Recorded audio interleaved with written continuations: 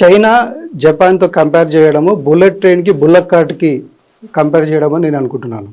ఎందుకంటే ఇప్పుడు for example ఇప్పుడు మన తెలంగాణ తీసుకుంటే ఒక బిల్డర్కి పర్మిషన్ రావాలంటే కనీసం ఒక 115 నుంచి 125 డెస్కులు తిరిగితే తప్ప బిల్డర్కి పర్మిషన్ రాదు. సో అలాంటి పరిస్థితిలో బుల్లెట్ ట్రైన్కి బుల్లెట్ కార్ట్కి మనం కంపారిజన్ చేస్తున్నామని అనుకోలేమా? 100% కరెక్ట్ అండి. ఇప్పటిదాకా ఉన్న పరిస్థితి అయితే అదే.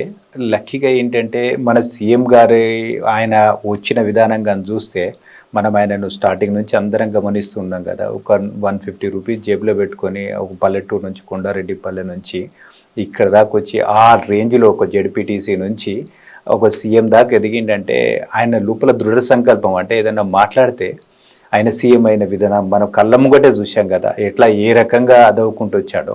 ఆయన ఏదన్నా పెట్టుకుంటే అంటే జనరలీ మేనిఫెస్టేషన్ అంటామండి. ఏదన్నా మన సంకల్పం దృఢంగా ఉందనుకోండి, ఉంటే ప్రకృతిలో ఉన్న శక్తులన్నీ కూడబలుకొని మన ఆ సంకల్పం వైపు తీసుకుపోతాయని. But at the same time ఆయనతో పాటు మీరు అన్నట్టు ప్రతి డెవలపర్ ఒకటే కాదు, ప్రతి ఎంటర్ప్రినర్ అండి వాళ్ళ 50 to 60% of the time government officers చుట్టూ తిరగడంలో సరిపోతుంది. అది ఎక్కడైనా జరుగుతుంది. అది ఖచ్చితంగా తగ్గాలి.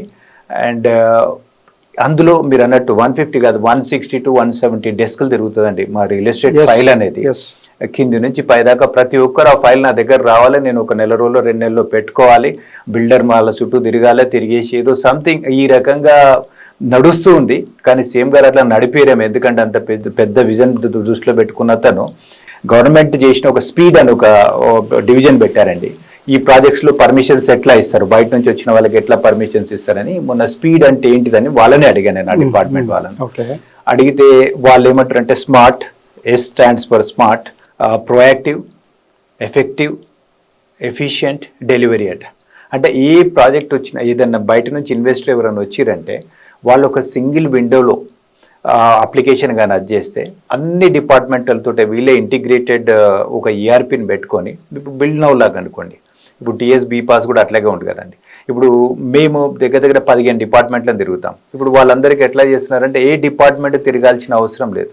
ఆ ఫైల్ని పెట్టుకొని వాళ్ళకు ఒక సర్టన్ టైం పెట్టేసి 21 days వాళ్ళు అన్నారు, మేబీ 45 days కానీ వాళ్ళు వచ్చేస్తే ఇమీడియట్లీ ఒకటే కౌంటర్లో అప్లై చేయాలి. ఇవన్నీ కూడా వీళ్ళే చూసుకొని ఇంటిగ్రేటెడ్ సిస్టమ్స్ ఉంటాయి, ఇవన్నీ కూడా తీసుకొని ఇవన్నీ ఎన్ఓసిస్ పెట్టుకొని వాళ్ళకి పర్మిషన్ ఇస్తున్నారు. ఇదే సిస్టమ్ని కన్స్ట్రక్షన్ ఇండస్ట్రీకి ఎందుకు ఆపాదించారు? చేస్తారని అనుకుంటున్నాం మేము.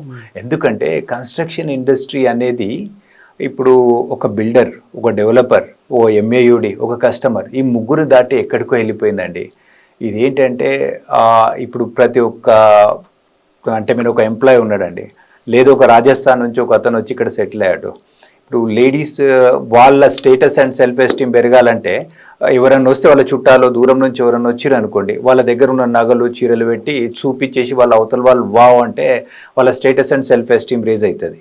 అట్లాగే ప్రతి ఒక్కరికి, ఒక జెంట్స్కి, ఒక సంపాదిస్తున్న ఒక ఏ ఒక్క వ్యక్తికైనా సరే దూరం నుంచి ఆయన నేటివ్ ప్లేస్ నుంచి రాజస్థాన్ నుంచో, గుజరాత్ నుంచో, మధ్యప్రదేశ్ నుంచో వచ్చాడు అనుకోండి, ఎవరన్నా ఎక్కడో సిటీకి 50 కిలోమీటర్ల తనకు ఉన్న ప్లాట్ తీసుకొని పోయి అక్కడ ఏం కనబడకపోయినా ప్లాట్ చూపించేసుకొని అది చూపిస్తే ఆయన వాళ్ళ status and self esteem raise అవుతూ ఉంటుంది. రియల్ ఎస్టేట్ అనేది ఒక ఎమోషన్.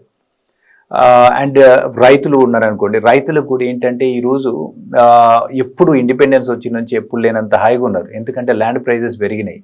వాళ్ళకు ఒక ఎకరం ఉందంటే నేను కోటీశ్వరుణ్ణి, లేకపోతే నా దగ్గర 50 లక్షలు, 1 కోటి రూపాయలు ఉందని ఒక ధీమా ఏ మూలనున్నా